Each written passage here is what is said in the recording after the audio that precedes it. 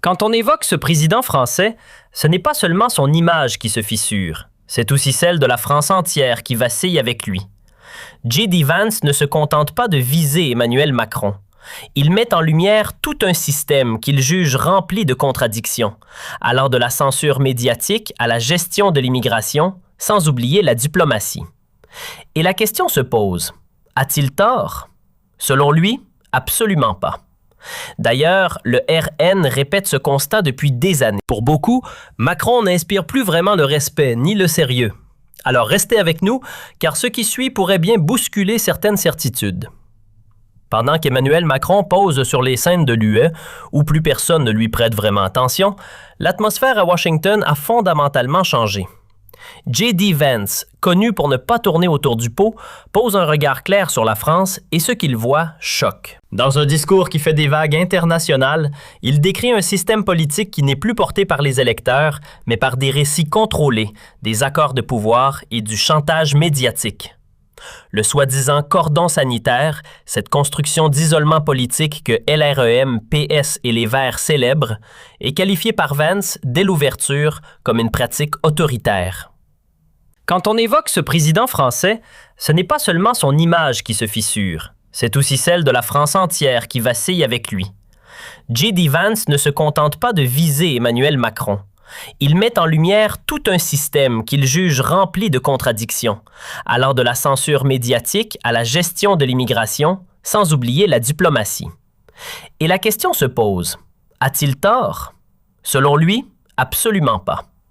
D'ailleurs, le RN répète ce constat depuis des années. Pour beaucoup, Macron n'inspire plus vraiment le respect ni le sérieux. Alors restez avec nous, car ce qui suit pourrait bien bousculer certaines certitudes. Pendant qu'Emmanuel Macron pose sur les scènes de l'UE, où plus personne ne lui prête vraiment attention, l'atmosphère à Washington a fondamentalement changé. J.D. Vance, connu pour ne pas tourner autour du pot, pose un regard clair sur la France et ce qu'il voit choque. Dans un discours qui fait des vagues internationales, il décrit un système politique qui n'est plus porté par les électeurs, mais par des récits contrôlés, des accords de pouvoir et du chantage médiatique. Le soi-disant cordon sanitaire, cette construction d'isolement politique que LREM, PS et les Verts célèbrent, est qualifié par Vance, dès l'ouverture, comme une pratique autoritaire. Ces mots sont clairs. Le cordon sanitaire contre le RN est un acte de répression politique incompatible avec la démocratie occidentale. Il formule ainsi exactement ce que beaucoup de gens dans le pays ressentent, mais n'osent pas dire publiquement. Pendant que les médias français dominants parlent de renseignement qui défend prétendument l'ordre démocratique, aux États-Unis, on se pose une autre question. Quel genre d'état de droit est-ce, là où l'opposition est systématiquement exclue des débats politiques et déformée socialement? Et tout cela au nom du pluralisme et de la tolérance. Pour Vance, c'est clair. Une démocratie vivante ne se montre pas dans la façon dont elle gère l'approbation, mais dans la façon dont elle traite les opinions divergentes.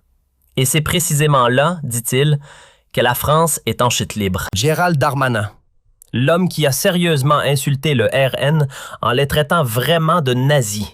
Oui, il l'a dit comme ça, directement au visage de Marine Le Pen, a non seulement abandonné toute mesure de décence politique, mais a aussi endommagé les relations avec Washington. À la Maison-Blanche, cela ne provoque pas des roulements d'yeux, mais l'alarme. Ce ne sont pas des blagues légères, ce sont des bombes diplomatiques. Même les médias conservateurs aux États-Unis se montrent irrités par l'arrogance avec laquelle les politiciens français de premier plan parlent d'une grande partie de leur propre peuple.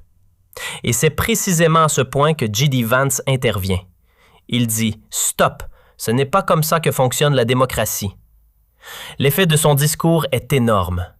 Pour la première fois depuis longtemps, un politicien américain de haut rang dit clairement « L'opposition n'est pas un ennemi ». Les électeurs ne sont pas un facteur perturbateur. Si des millions de personnes veulent une autre direction, alors le gouvernement doit y réfléchir, pas rééduquer les citoyens. Vance mentionne Marine Le Pen, non pas de manière diplomatiquement emballée ou honteuse, mais ouvertement et respectueusement. Il la qualifie de voix claire en temps d'intimidation, parce qu'elle dit ce que la classe politique veut cacher, que ce pays perd sa liberté à un rythme effréné. Pendant ce temps, les chaînes publiques essaient de minimiser le moment. On parle d'ingérence dans la politique intérieure, comme si critiquer l'état de la démocratie était une violation tabou. Mais beaucoup, aux États-Unis, en rient seulement, fatigués, car la réalité est sous nos yeux. Et J.D. Ville l'a exprimé, pas par calcul, mais parce qu'il reconnaît ce qui est en jeu. Un État qui exclut systématiquement les dissidents perd sa prétention à être démocratique. Ce n'est pas une provocation, c'est un constat. Point. Et maintenant arrive ce dont personne en France ne veut parler, les conséquences diplomatiques. Le sénateur Tom Cotton exige déjà la fin de la coopération des services secrets tant que Paris traite le RN comme des ennemis d'État. Marco Rubio qualifie ce qui se passe ici de forme cachée de tyrannie. Amis, ce ne sont pas des fous, ce sont des hommes influents à Washington et ils disent tous la même chose. La France s'est enlisée. Et pendant que la panique règne à Paris, le prestige de Marine Le Pen grandit. Aux États-Unis, elle est vue comme un symbole d'espoir, comme quelqu'un qui représente ce qui manque depuis longtemps en France, du courage, de la liberté de principe. J.D. Vance dit qu'on reconnaît l'état d'une nation à ce qu'elle croit encore en son propre avenir. Et pendant qu'Emmanuel Macron parle vaguement d'un pacte d'avenir, de moins en moins de gens croient en ce système. Ils ne croient plus à une politique qui envoie des milliards à l'étranger pendant que les écoles tombent en ruine. Ils ne croient pas à une presse qui censure la critique au lieu d'éclairer. Ils ne croient pas à un gouvernement qui veut interdire ses opposants, mais qui se drape en même temps dans la démocratie. Ce qui se passe ici est plus grand qu'un discours. C'est un tremblement de terre politique, car Vance a dit ce qui devait être dit. Et peu importe à quel point les médias hurlent fort, ces mots résonnent. Ils ne seront plus oubliés. Et maintenant, cela devient sérieux. La réponse de Paris aux mots de J.D. Vance, pas de réflexion sur soi, pas de dialogue, mais une arrogance défiant toute critique, une posture de défense. Emmanuel Macron bafouille dans les interviews. Il s'agit de la souveraineté de la France, dit Darmanin d'une voix raide. On ne se laisse pas donner de leçons de l'extérieur. Le problème, c'est qu'ils font exactement ce que Vance a critiqué. Ils excluent, ils incitent, ils évitent le débat. Ils se démasquent ainsi comme représentants d'un système politique qui ne protège plus que lui-même, mais plus le peuple. J.D. Vance a résumé la situation en France en une seule phrase. Dans une phase sombre, il faut des voix qui donnent de l'orientation.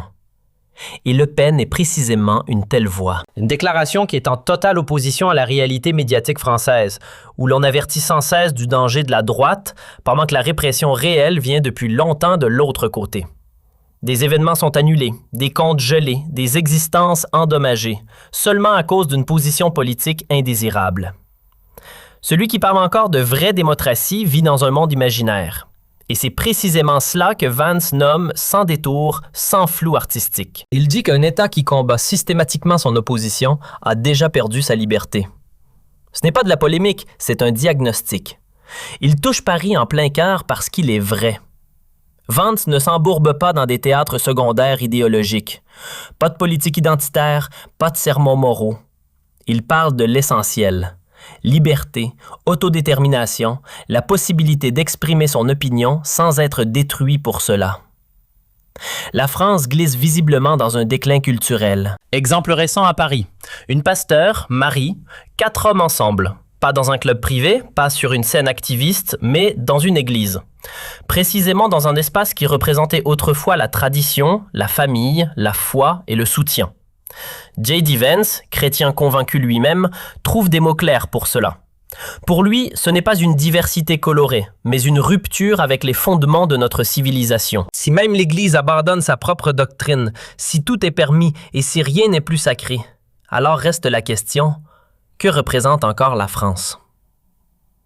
Dans son livre Hillbilly Elegy, et plus tard dans de nombreux discours, Vance dit clairement « Famille, foi, responsabilité et ordre ne sont pas des idées poussiéreuses,